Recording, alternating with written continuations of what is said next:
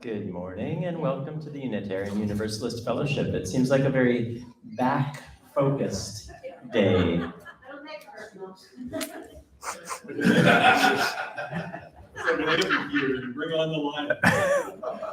My name is Rob and my pronouns are he and him, and we welcome you here for a time together to share fellowship and friendship, searching, finding, and growing together. We will start with our opening hymn, which is in the teal soft-covered book, which is number 1009. It is Meditation on Breathing. It's lovely. Stand if you would like.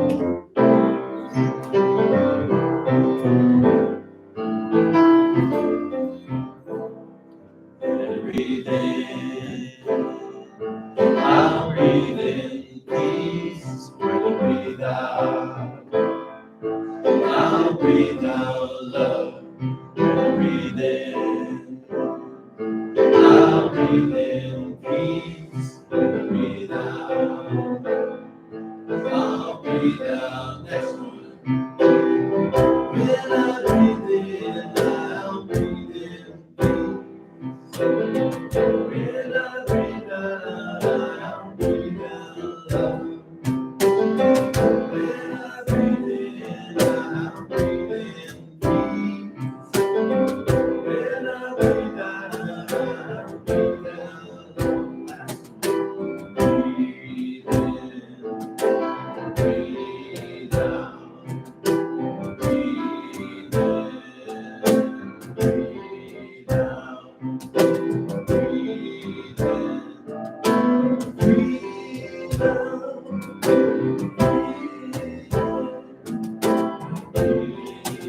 Choose whatever one you want. Breathe in, peace. Breathe out.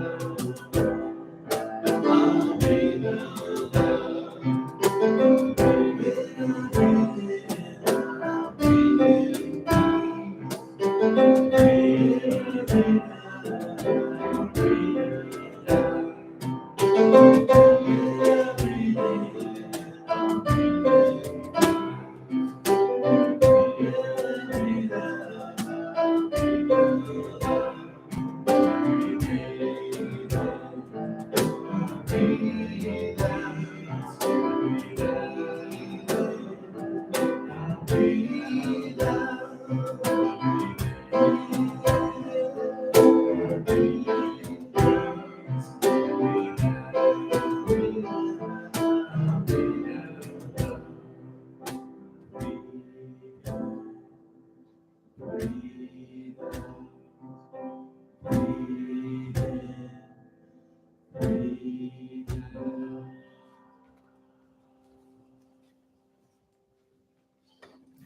Just feel the ocean waves breathing in and breathing out. Again, welcome to the UU Fellowship of Los Gatos. I don't think we have any new faces here, so hi everybody. It's been a couple weeks since I've been here, so it's wonderful to see you all. And we're gonna have our opening words and Charles at this point.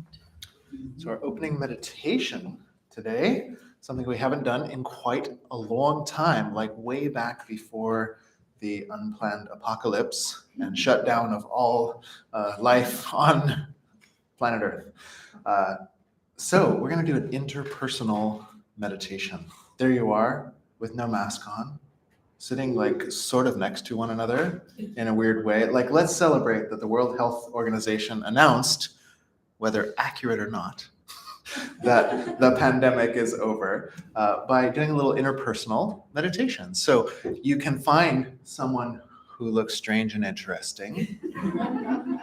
There's no shortage of those around these parts. And your topic is, what is your experience with meditation? So that might mean, well, I've heard of it, or it might mean, I did this one thing and it went sideways and I never did it again, or you might be an everyday meditator. So we would just love to know with one another, what's your experience of meditation? Last thing you need to know, interpersonal meditation is not compulsory. It will not reflect on your final grade if you choose not to participate. And how you do that is you look down and don't make eye contact, like you're praying or something, and then no one's allowed to talk to you. So this is an introvert-friendly exercise, but if you're feeling even the slightest bit extroverted, we're going to take like 3-ish minutes for this. Find somebody who looks strange and different and interesting. Tell them, what's your experience with meditation? Begin.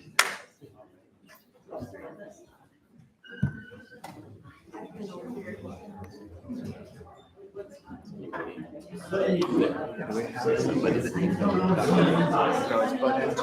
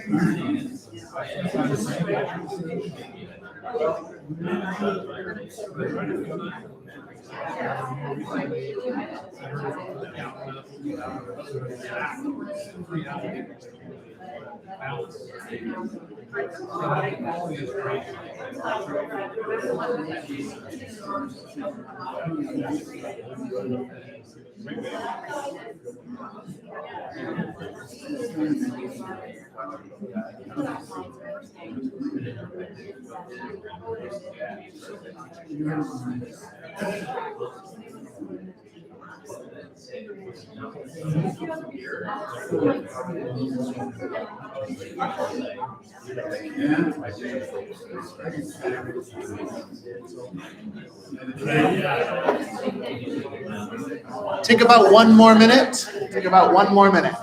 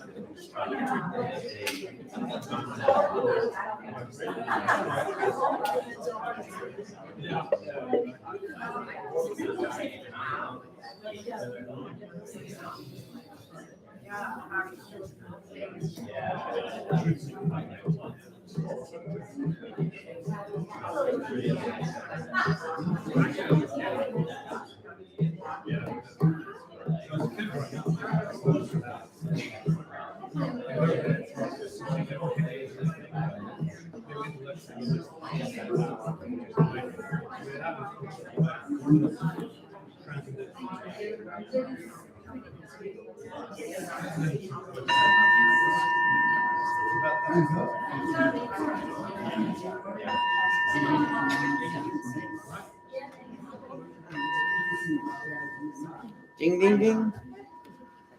Stick around with that mic for a second. Okay, that's so fun from up here because we're such a lively group. And often in the past, I'm like, okay, let's do 3 minutes. And me, the introvert over here, is like, that's going to be way too long. But then, everybody's so neat and interesting that usually we want to just keep on chatting. So thank you for participating in interpersonal meditation. I'd love to hear from you. What was the question? Oh, what's your experience with meditation? Anybody have an interesting piece of trivia to share from themselves or from their buddy? Oh, there's one back. It's going to be interesting. Wait for the mic so everyone can hear you if they wear headphones or anything. I was asked to write a definition of meditation for a Pantheos newsletter about meditation. The subject for that month's issue was meditation. So I described it as doing nothing and doing it well. Nice, I love it. Anybody else, maybe one or two more, willing to share? Oh, there's two right now. Just an interesting tidbit if you've got one. It was really lovely to hear about how, so the personal experience of growing up with prayer is more embedded in, personal experience of prayer is more embedded in my partner. But then she's started to do meditation more recently too. And so she talked about them together. Amazing. And about, and that was really an interesting topic, right? So prayer and meditation can be happening maybe together. Oftentimes maybe at the same time or alternate how they can work. Yeah. Wow, cool. Yeah, this is kind of random, but a meditation class was the reason I found this place. It was unrelated, it wasn't sponsored by UFLG, it was someone renting the space. And then I just, it was a free meditation class, and then I was like, oh, there's a UU here. I should check it out. So that's like the reason. How many years later are we? Yeah, like 12 years later. Wow. Thanks, those guys. We lucked out because of their free class. Ooh, now they're all popping. Okay. Chatty back row, I guess. So Rob and I were talking, and we both figured out that meditation was brought into our lives when we were still young, like little kids by our moms. I thought that was kind of interesting. Mm-hmm. How about one more, two more? That's it, capping it. I just have kind of a little random thing too, where, meditation's been around for hundreds, thousands of years, right? Very ancient practice. And my employer started realizing that it was quite beneficial, and so they had us download apps on our phones to meditation. I always thought that, the hyper-modern juxtaposed with this ancient practice is kind of ironic or something. What a time warp. Yeah, amazing. Okay, last one. Let's hear from Edie. I don't think anybody knows that we used to have a regular meditation class here. I don't think anybody knows anymore that we used to have a regular meditation class here that was taught by Margaret Gaynor. And that's some of your experience with meditation. Pardon me? That's some of your experience with meditation. That's some of my experience here, yes. Yeah. And you all know, because I say it every week, that we currently have a regular meditation class, which will be happening at 12:40 today. Be there or be some geometrical shape. So thank you so much for participating. It's so fun just to hear and talk back and forth. And we haven't done that in a while. So thanks for participating. And part of the purpose of this particular exercise today is to highlight how when we say meditation, that can mean all sorts of stuff. Like we probably hear, as many different people are here, a different experience with meditation. So keep that in your mind as we go into the rest of today's service. And in the spirit of diversity and inclusivity, we begin together. I think we have a hymn, do we not? We do. Indeed. All right, so this one comes also in the spirit of diversity. This comes from a Christian contemplative tradition called Taisa, and it is a meditation through sound and chanting. So why don't we remain seated for this one so you can really get groovy. We're going to sing it a little longer than you think we probably should. Because that's usually right when you pass that threshold, that's usually when it gets really groovy. And Dave and I will help get us started on tune and pronunciation. It's pretty simple once you've got it. But this is a teal one. Yeah. 10:47. And it's up here. We're just going to do the Espanol, but the English is up there if you want it. So repeat after me. Nada te turbe, Nada te turbe, nada te espante, Nada te espante, quien a Dios tiene, quien a Dios tiene, nada le falta. nada le falta. Nada te turbe, Nada te turbe, nada te espante, nada te espante, solo Dios. solo Dios basta. solo Dios basta. Good luck. Buena suerte. Just jump in when you got it.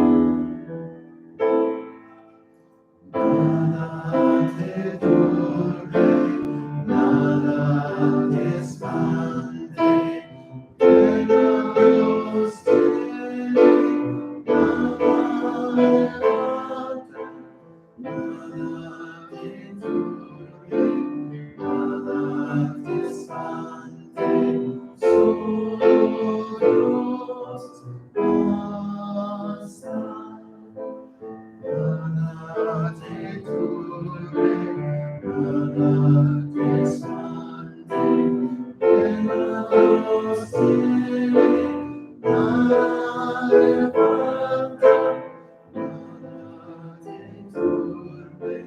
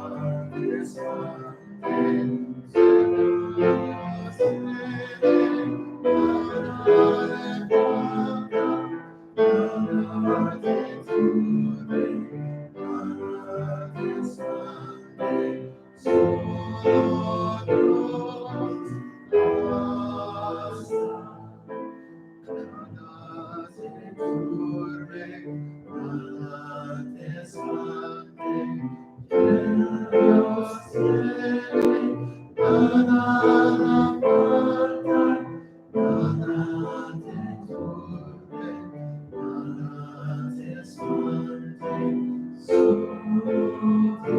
Dios basta. Nada te turbe, nada te espante, buena Dios tiene, nada le falta. Nada te turbe, nada te espante, solo Dios basta.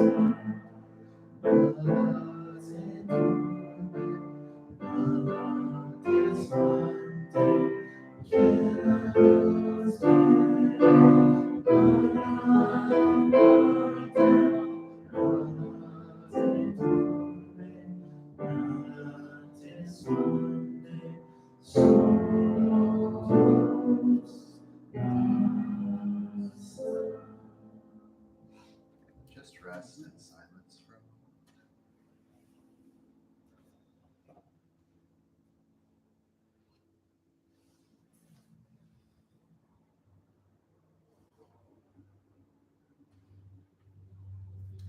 Nothing can trouble, nothing can frighten those who seek the sacred shall never go wanting.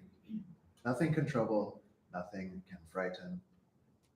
God within alone fills us.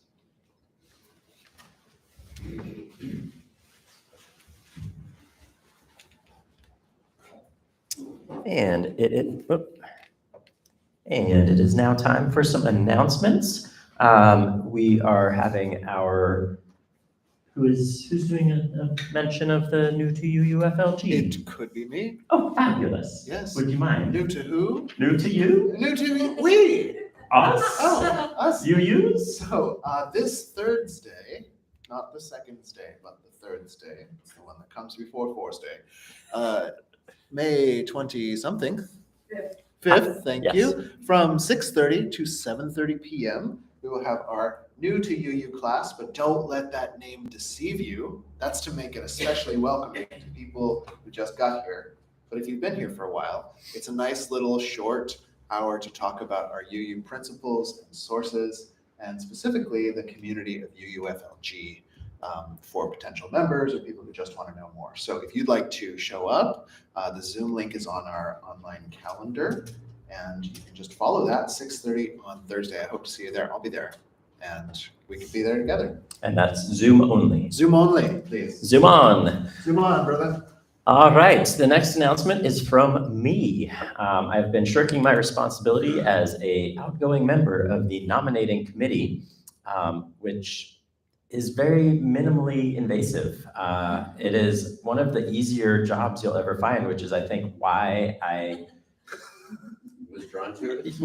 A, why I was drawn to it, B, why it keeps kind of slipping through, because especially this year when a number of the board members are either continuing in their term or willing to stay on, it is a very simple thing to make sure that all of your T's are dotted and I's are crossed, or something like that.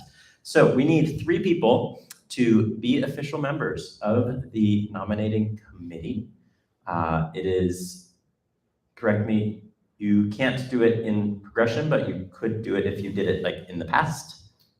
And if you have done it, you know how easy it is, and you're like, yes, sign me up. I'll put it on my resume. So please find me if during the short bit of coffee hour that I'll be at, because I have another committee meeting to attend. But let me know if you would be interested in serving. We do need people per our bylaws to be on that committee to make things official, nominate properly, and so forth. So please find me if you'd be willing to be one of those 3 folks. And I think there were no other announcements that I was told ahead of time. So Just one important addition. If you brought snacks to the meeting, it could be the nominating. The nom nominating. Okay. All right, and with that joy of laughter, we will now progress to our joys and concerns. If you have anything that you would like to share, feel free to line up over here, speak directly into the mic, and share what your joy or concern or both might be. I'll start off as people are meandering this way.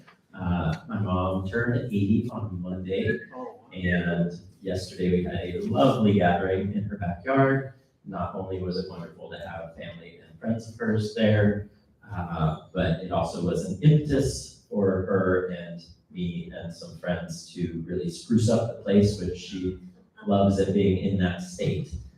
So hopefully we'll keep it in the state of spruce, and it was wonderful, and her health seems to be progressing. Her knees are, on Mother's Day, we took a walk on the creek trail, which was her first time off-roading since her knee surgery, so that was fun. Good morning, my name is Sharmeen Khan, and I liked what Rob said earlier about this room being back focused, the seating, it reminded me of my classes, but I have a mixed joy to share with you. After 26 years of teaching in San Jose State, I'm retiring. And so the reason it's mixed joy is because retirement is kind of bittersweet. You know, there is a new chapter opening up in my life, and I hope it will be exciting. But there's also a chapter that's closing. And, you know, besides teaching, I was also involved in shared governance. I was in the academic senate. I was also in our faculty union. And so I miss my, you know, my colleagues, my students, my work. My immediate plans are to go to Bangladesh for 3 months where my mother lives and be with her. And then, but I'm not moving there because somebody asked in September. So you won't see me for a while, but I will be back in the fall.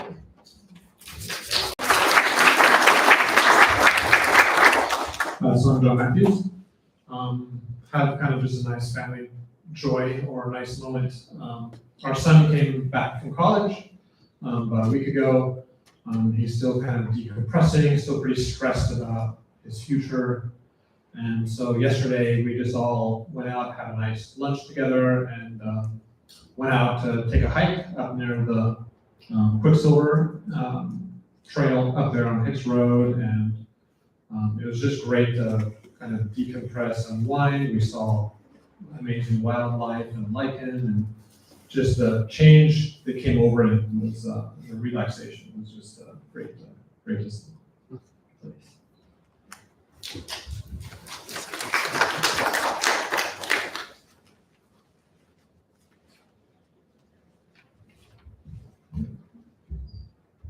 Remembering my mom today, she died 19 years ago.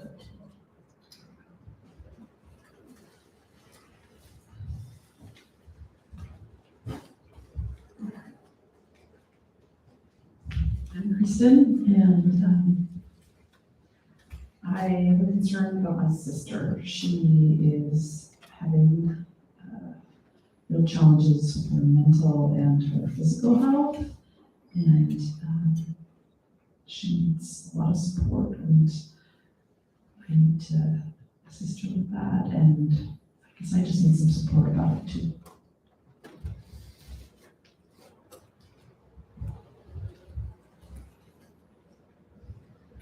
Hi, I missed the last couple of weeks, so maybe this was already addressed, but I wanted to give a quick shout out to Lori, who isn't here today, about a poster she did that's hanging in the corridor, which has all of the different volunteer positions and the different committees. And it's really neat to take a look at if you haven't noticed that yet. So I wanted to give a quick shout out for that.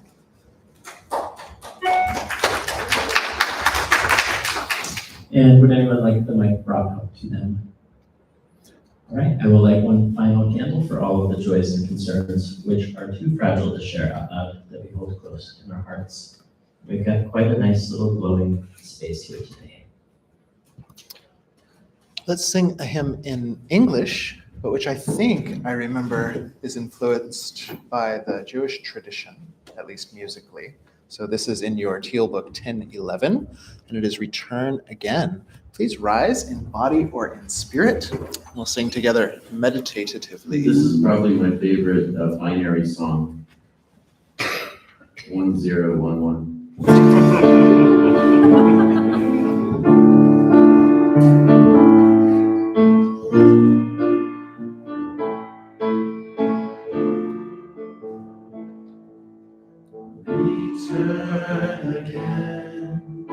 Return again, return to the land of your soul.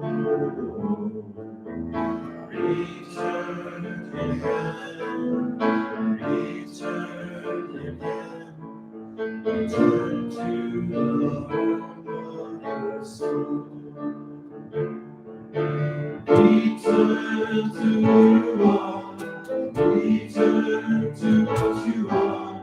Return to where you are. Born and reborn again. Return to who you are. Return to what you are. Return to where you are.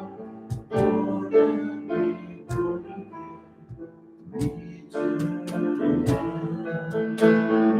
Return.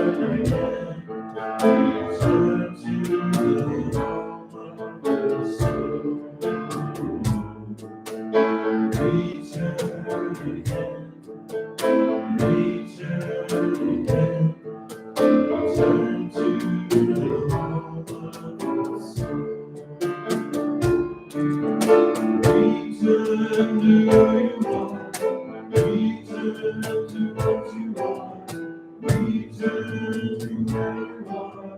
Born again. Return to who you are. Return to what you are. Return to where you are. Born and reborn again.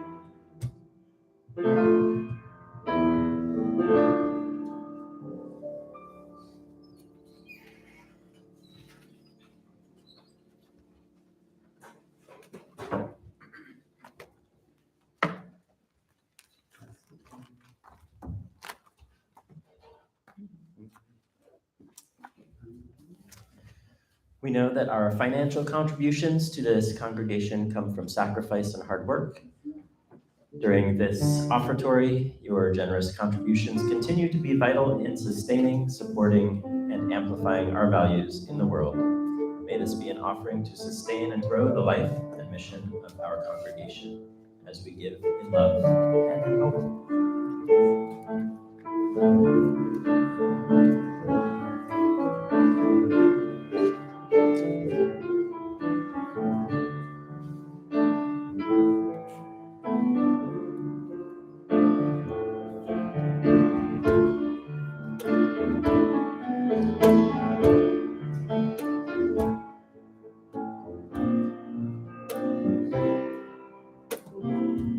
From you I receive, to you I give, together we share, and from this we live. Thank you, everyone, for your generosity and support.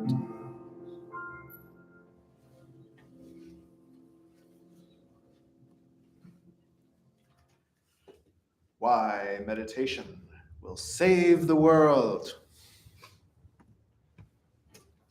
Okay, that's a bit much, isn't it? I mean, we know, like, okay, they've studied MBSR, and it can reduce your experience of chronic pain, reduce subjective experience of pain in general. It helps people with depression. It helps people with anxiety. And that's the one that they have researched in the lab because it's the most sort of clinical, but many of the systems of meditation in the world do the same thing. But save the world? Come on, Rev Faj. This is a UU fellowship, not the New Age colonialism fellowship or something along those lines. It still says, oh, well, we're gonna save the world. It's us. Meditation. That's the one single cause fallacy that will save the world. But at the risk of taking my rhetoric too far, I'm going to argue for you in this sermon as if meditation will, in fact, save the world. Why will it do so? Because the world can only be saved, I believe, by people with calm, flexible, and loving minds. I think if you're going to end up with a world that's like, I mean, maybe you could preserve human ecosystems, keep the thing habitable. But if it's inhabited by selfish, greedy buttheads, is that really saving it? I don't know. I think any type of saving the world worth calling that is only going to be done by people with calm, flexible, and loving minds. Okay, not to give away the punchline too soon, but many mystical traditions feel that if you were to develop a calm, flexible, and loving mind, then your world has already been saved. And the only work that remains is to populate that outwardly into the world at large. But I get ahead of myself. Let's do a little meditation practice. If you've come to these sermons or our class that we have most of the time in the afternoon, you'll have done this with me, which is the practice of a long exhale. This is a well-researched practice, and all you're going to do is you're going to inhale. We'll try together with a 3-6 ratio. So your inhale takes half as long as your exhale, or your exhale takes twice as long as your inhale. So when you inhale, let's go for 3, 2, 1, and then you're going to exhale 1, 2, 3, 4, 4, 5, 6. And then you inhale. 3. And then you exhale. 1, 2, 3, 4, 5, 6. Let's do one more together. Inhaling 3 and then exhale 6, 5, 4, 3, 2, 1. Do a couple on your own so you can do it at your own pace.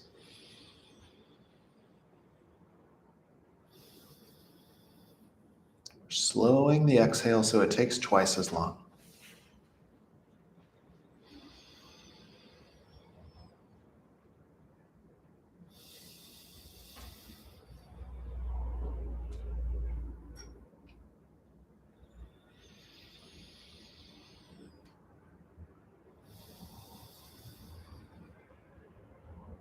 Good, then let that go. Breathe normally and notice any changes that may have taken place in you.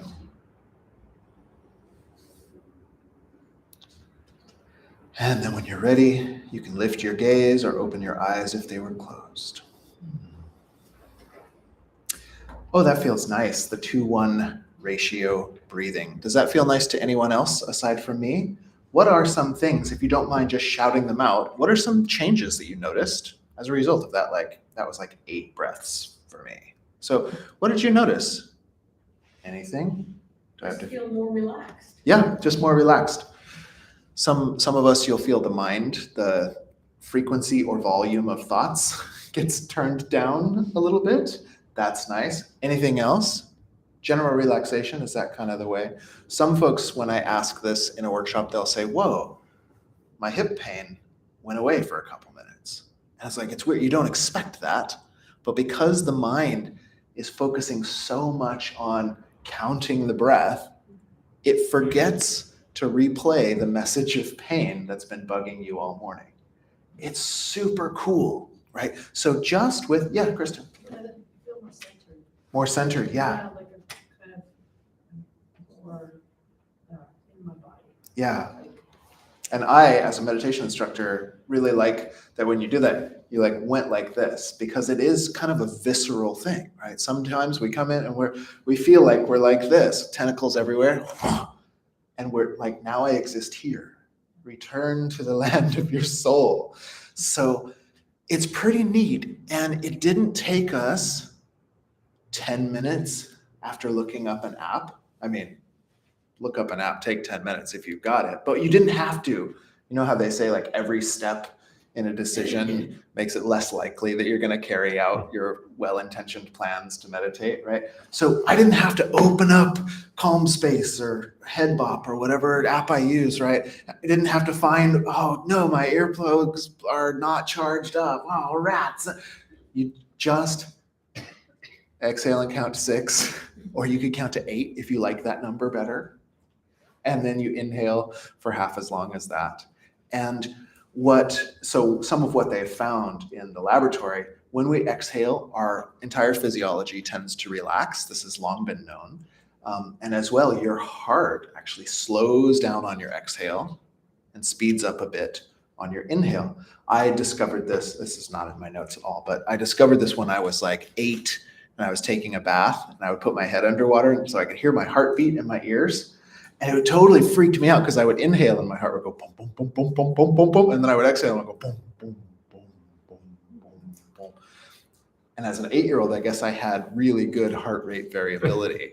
So that's nice. I'm working to get that back as a 40-year-old. And, but they say this heart rate variability is a sign of general health and resilience, and especially resilience to stress. So one of the things that you're doing by focusing and elongating is you're increasing the amount of time that your body's in its automatic relaxation mode. And you don't even have to tell the brain to relax. It gets the message from the body. It goes, oh, I guess we're relaxing. Heart rate's slowing down, it's gotta be good. So just really cool stuff. And the first point I wanna make to you is that when I say, meditation will save the world. It's the meditation Avengers versus the meditation DC. Who will win? Who cares? They're both trying to save the world. Wow. It will also calm you down, apparently. So I've been told. When I say meditation will save the world, I don't mean that you need to like go be a 13th century Carmelite or chant Gregorian things all day long. You know that joke? I wanted to be a monk, but I never got the chance. Meditation will also improve your humorous timing. But you don't have to go to Tibet in the early 1900s to do the type of meditation that could contribute to a specific definition of saving the world. You just have to learn silly little tricks like elongating your exhale for 3 minutes at a time. It's that close. Because meditation, one of the first things that we'll notice is it's the art of learning that to a degree, not ultimately, as far as we know, but to a degree, you have a lot of influence over what state you are experiencing. And if we can begin to exert that influence, it's a tremendous source of relief and comfort and even power for us. Okay, so diving right in. Meditation, as we already saw, means a lot of different things. There are thousands of types of meditation. So like even for me, like I'm ordained as a Buddhist priest. I'm almost ordained in 2 different traditions. And one is a tradition where mostly they sit there and do nothing. And it's so great. Wow. What is it? Getting really good at doing nothing? Doing nothing and doing it well. Doing nothing and doing it well. Ah, so nice. So that's the Chinese Buddhist tradition that I was ordained in. And then there's this Tibetan Buddhist tradition. And even in the same tradition, there are like 8,000 different types of meditation. There's a loving kindness meditation. Like the researchers in the lab, they're like, oh yes, there's basically 3. There's calming down, there's loving kindness, and then there's the open state. But if you ask a well-trained practitioner, like, well, tell me about this loving kindness meditation. They're like, well, do you want to know about the contemplative exchange of self and others with the 7-fold mother recognition? Or do you want to know about the giving and taking practice, which is almost a secret practice as it's a gateway into subtle body practice and requires advanced tantric understanding? It's like, well, I just want to know how to be nice. So even in there, and that's not getting into practicing the cloud of unknowing in the Christian mystics, or practicing some of the stuff that like Meister Eckhart was talking about. There's tons and tons of types of meditation that one could practice. So much so that in the scholarly literature, they tend to talk about them now as contemplative practices. But why contemplative practices will save the world just doesn't sound as fun. It's a little bit longer to say. So there are thousands and thousands of types. We're going to talk about contemplative practices in general. And what I propose to you is that what all contemplative practices have in common is that they are all intentional directing of your attention. You intentionally direct your attention. So in this first one we did, we used a physiological hack, but it's still got that contemplative element that you are emphasizing the exhale. You're privileging that exhale and that relaxed state of the body. In the chant that we did earlier from the Taizé tradition, that really sounded beautiful. Did anybody get the kind of meditative state that can come from that? It's just like, whoa, so cool. And you are focusing on these harmonious, sonorous, and rhythmic sounds, just pulsating. Sometimes you focus on the meaning, sometimes you're just doing sound practice. In the Sufi tradition that I was taught, harmony and rhythm are the whole thing. So you could pray. It's such a neat tradition sometimes. There's a style of prayer where you get to drink a bunch of Turkish coffee and then stay up all night jamming with your friends, singing about God. Like, that's pretty cool. And the inner science, they say, well, yeah, because when your breath goes out, Allahu, Allahu, Allahu, The whole inner body is attuning itself with nature. Okay, don't get me too excited here. In Buddhist practice, which I'll speak about for sake of brevity, but I want to give, a little notice to, like, we're talking about all the types of meditation, as far as I know. This includes, like, all the types of meditation in the world, in that they are intentional directing of your attention. Okay, in Buddhist practice, they mainly break meditation into two camps. One is called shamatha, calm abiding. The other is called vipassana, which means special insight training. So shamatha in modern terms would be most of the schools of mindfulness training. Like if you get an app and it says, we're going to do mindfulness, you're going to focus on your breath. Focus on nothing but your breath. And then they'll come in halfway through and say, are you still focusing on your breath? Or something like that. They would say this is a calm abiding training. So shamatha comes first traditionally because it's teaching our own minds and bodies that thing that we have influence over our attention. Okay, is this a radical idea to you? You have influence over your own attention. It doesn't sound all that shocking until you try to turn off the Netflix with its auto-loading the next episode of whatever epic season you're watching, right? It doesn't sound that radical until you try to stop scrolling the social media thing and go back and do whatever pro-social, life-promoting, or just going to bed activity you had planned. Then it's really like it almost doesn't feel like we have influence over our own attention. Even when, if you haven't been trapped by the social media beings, and you haven't been trapped by Netflix or Hulu or ESPN or Disney Plus or any of them, try not to be partisan here, then you may notice that when your spouse or your child or your dog misbehaves, and you naturally get a little angry and frustrated at them, it's really hard to make your mind do anything but be frustrated at them. Like if you've noticed this, like if you've ever had one of those moments where somebody really makes you mad and part of your mind is trying to go like, you love them, don't say the mean thing to them right now. Remember how much fun you were having 15 minutes ago.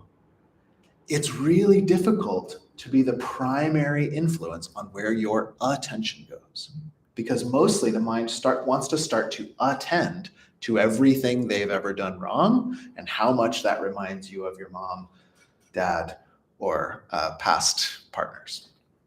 So it's the radical assertion that as artificial intelligence and their algorithms get better and better at selling you stuff by capturing your attention, by knowing exactly how to ping the little dopamine faucet in your brain so that your attention never wavers from your corporate overlords and what they would like to sell you and what the hate farmers online would like to push at you. As those guys get better and better at their job, you could still become or remain the primary influence on where your attention goes. This is the basic training in calm abiding, that you choose an object. You choose to say, I am focusing on loving kindness. And then life comes along and it says, yeah, but hey, what about this? And you wrangle the mind back and you say, I am focusing on loving kindness. Ordinarily, they start with the breath in a lot of traditions. In Christian mystic and some of the Sufi traditions, they'll put a sacred phrase on the breath. And we're just learning that you have an innate capacity to bring the mind back to that object of focus. You've already used it if you've ever read a really good book, if you ever were able to sit through the extended edition of those Peter Jackson Lord of the Rings movies. If you were able to, the middle one's 4 hours long. And you're like, yeah, they're taking the hobbits to Isengard. Wow. You have the capacity to direct your attention toward an object. Okay, that's all we need to know about that. Let's do a brief meditation on calm abiding. So adopt a position of comfortable repose. We will again be focusing on your exhale, but you don't have to time it. And this one on the exhale, you're just going to say to yourself the sacred phrase, calm. So you inhale, you don't do nothing. The inhale just naturally comes. That's the nice thing about those inhales. On the exhale, silently inside, you're repeating calm.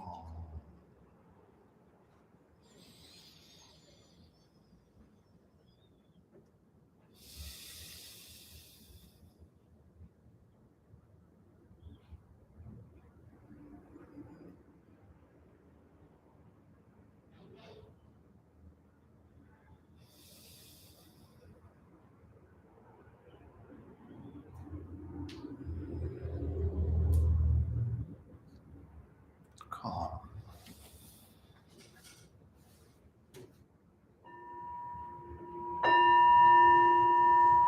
Okay, so there's a 1-minute meditation practice for you. Feel pretty groovy? It's kind of groovy, just to like calm. So this is calm abiding.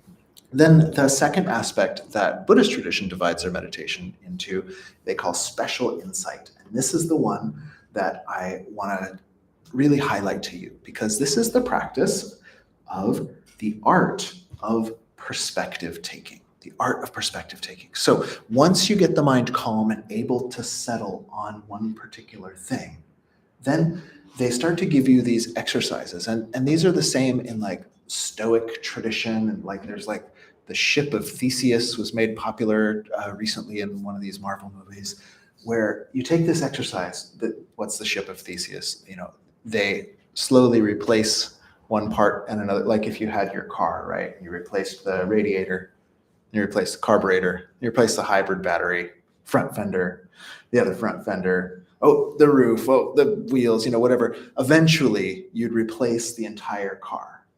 And they say, now, is that the same car? And your mind's supposed to be like, I don't know, I never thought about it that way. This graduates into much more difficult philosophical questions like, when your spouse tried to start a fight with you earlier and you got so mad, but you finally calmed down because you went into your meditation closet, gave yourself a timeout, and you think such difficult thoughts like, I wonder what was going on from their perspective.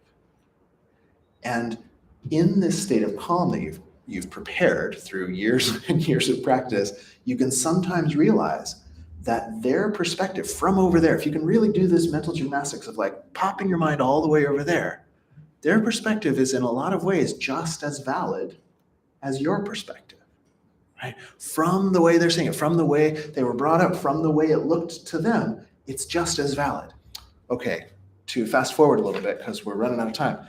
This will often throw you into a weird dark night of the soul, like, oh, what's real? Wow, all perspectives. But if you do it well, you gain a flexibility of mind that allows you to stop attending my least favorite Olympic sport, jumping to conclusions. So the art of special insight is the art of training out the habit of jumping to conclusions. We have, as a human mind, especially when we are stressed, our brain is hardwired to make decisions quickly. It doesn't care if they're good decisions or bad decisions. So ultimately, they say in meditation traditions around the world, they say you can learn to rest in an open state that's free of all perspectives entirely, or sort of treats all perspectives equally. And they say this is actually quite restful. It's almost like when you're deeply asleep, because you're not busy like making a bunch of strategies and comparing and contrasting, you're just resting. But in the short run, it could mean that we can develop a sense of humility. That while we argue for our values, we make choices based on good evidence, we never believe that we have the whole story. As the ancient story goes, there's always more to the elephant, right? This guy at the end with the tail thinks an elephant is like a rope. And the guy at the front with the trunk thinks an elephant is like an anaconda. And the guy at the leg thinks an elephant is like a palm tree. And the guy at the side thinks an elephant is like a wall, right? But the meditator knows there's always more to the elephant. What would it mean for the world if more people had this attitude that there's always more to the elephant? Like, just think about that. Like, if we were engaging in our political decisions, for example, like I think a lot of you use, especially at this rebel congregation, are able to do, like you're making decisions that protect the lives of others to the best of your ability, but you rarely think you've got it all figured out. And yet, if you watch some of these debates out there, a lot of what really stirs people up in terms of the action we are taking on behalf of the collective, what we're saying on behalf of the collective, we tend to come to it from a place that if you just did it my way, everything would work out just fine because I have the entire picture.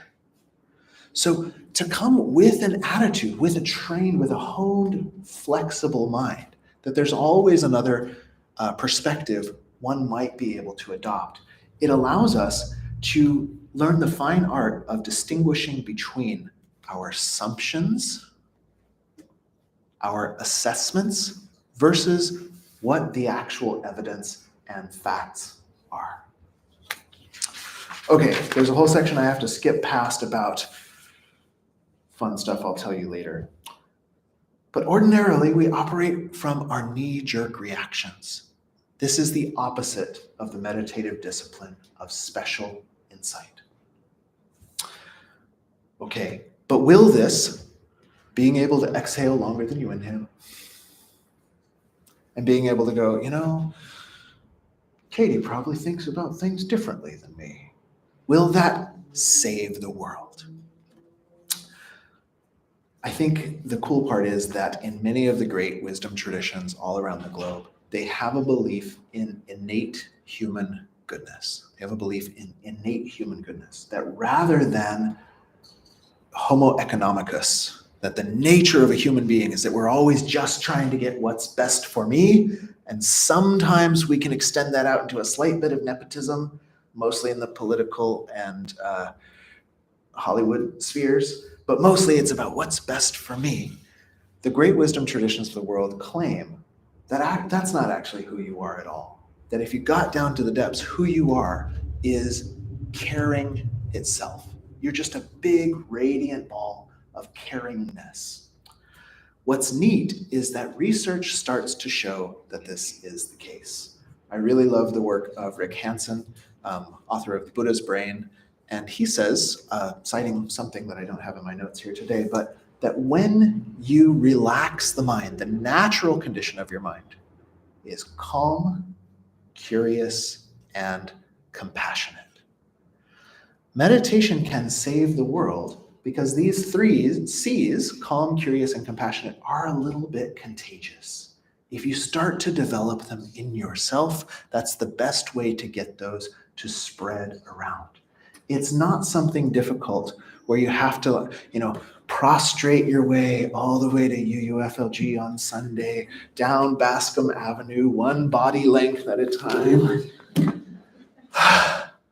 It's something about returning to who you actually are, that before we stir it all up with what could be wrong and who could be right and how might I be better than the other, how might my view of the elephant be more complete than all those other fools out there. Before we stir it all up, who you are is an open-minded, chill dude who just wants to love others.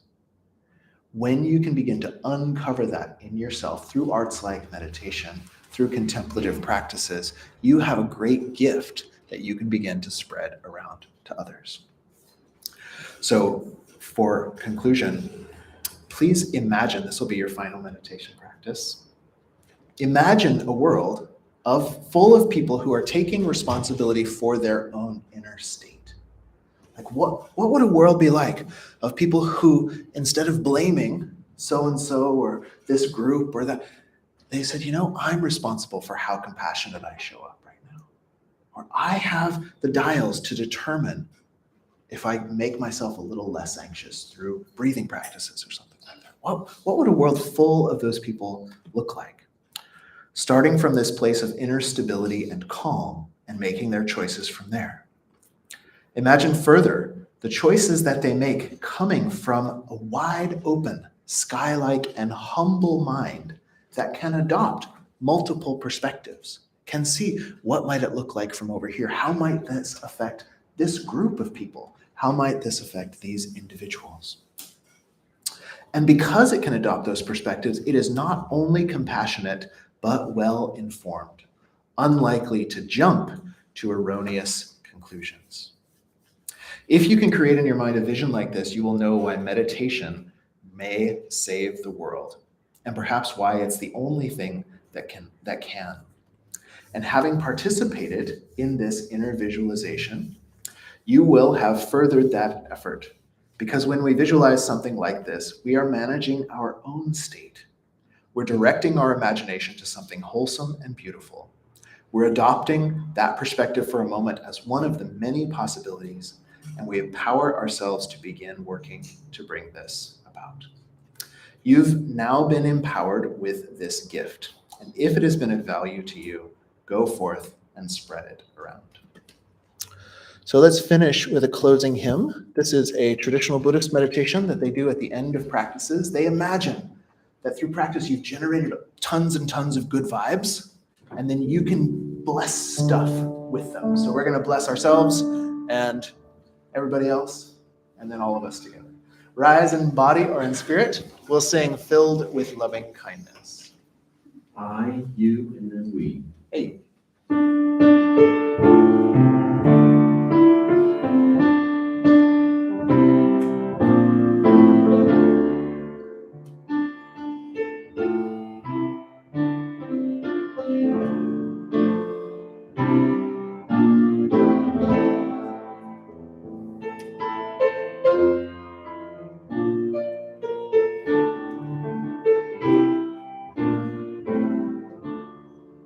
May I be filled with loving kindness. May I be well. May I be filled with loving kindness. May I be well.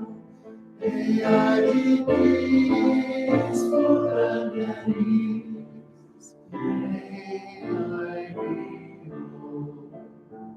May you be filled with loving kindness. May you be well. May you be filled with loving kindness. May you be well. May you be peaceful and at ease. May you be whole. May we be filled with loving kindness. May we be well. May we be filled with loving kindness. May we be well. May we be peaceful and at ease. May we be whole. One more benediction to do. Please turn and look at the people around you. You can extend your G hands, or if you want, they might even want to hold hands. Joy, love, peace in our hearts until we meet again. Joy, love, peace in our hearts until we meet again.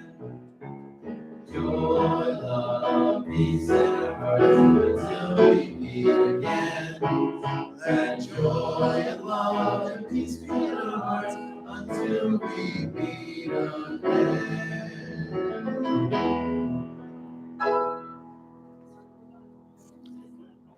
See you at 12:40.